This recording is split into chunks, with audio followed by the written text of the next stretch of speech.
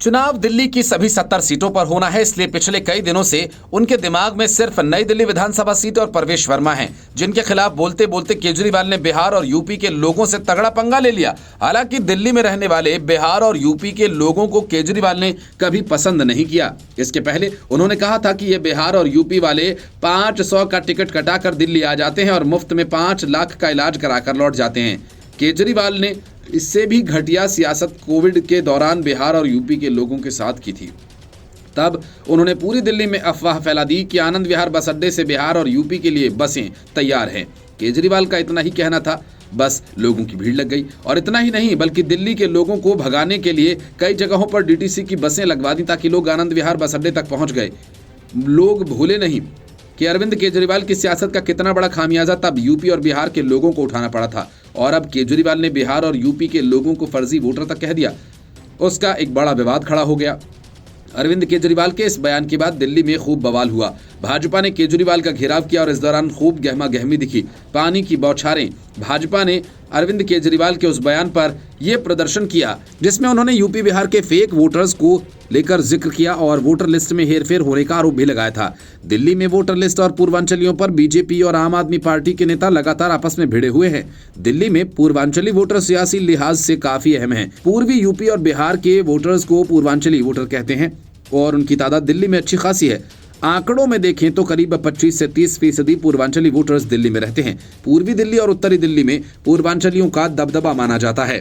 अगर चुनावी लिहाज से बात करें तो दिल्ली की कई सीटें जिसमें हार जीत के लिए इनका अहम किरदार रहता है। 25 से 30% वाले पूर्वांचली वोटर्स दिल्ली की कई सीटों पर उम्मीदवारों की किस्मत का फैसला करते हैं। दिल्ली में कुल 70 विधानसभा सीटें हैं, इनमें से करीब 2 दर्जन से अधिक सीटें हैं और जहां पूर्वांचली वोटर्स का दबदबा है और इन सीटों पर हार जीत की लकीर यही वोटर खींचते हैं।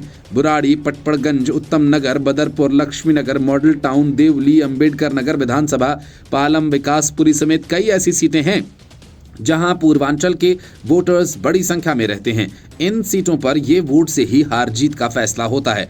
पिछले कुछ चुनावों की बात करें तो पूर्वांचली वोटर्स ने ज्यादातर आम आदमी पार्टी का साथ दिया, चाहे 2015 का चुनाव हो या 2020 का। इन सीटों पर आम आदमी पार्टी की ही जीत हुई थी। दिल्ली में भाजपा 27 सालों से सत्ता से दूर है। भाजपा को पता है कि पूर्वांचली वोटर ही उसकी नैया पार करा सकते हैं, इसलिए भाजपा ने इस मुद्दे को लपका है। अगर भाजपा पूर्वांचली वोटर्स के कथित अपमान का मुद्दा भुनाने में कामयाब रही तो फायदा मिलना लाजमी है।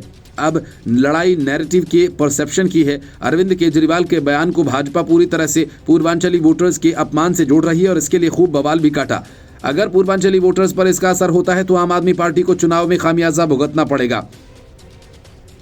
अगर आम आदमी पार्टी से पूर्वांचली वोटर खिसकते हैं तो नतीजे प्रभावित होंगे, पासा पलट सकता है। अब देखने वाली बात यह होगी कि पूर्वांचली वोटर्स पर सियासी बवाल का असर कितना होता है। और अरविंद केजरीवाल ने आरोप यह लगाया कि नई दिल्ली विधानसभा सीट पर बड़ी संख्या में फर्जी वोटर्स को जोड़ा जा रहा है। अरविंद केजरीवाल के मुताबिक नई दिल्ली 1 लाख की छोटी सी विधानसभा है जिसमें 15 दिन में 13,000 नए वोटर्स बनने की एप्लीकेशंस कहां से आ गई? जाहिर तौर पर उत्तर प्रदेश और बिहार से लाकर, आसपास के स्टेट से लाकर फर्जी वोट बनवा रहे हैं ये लोग।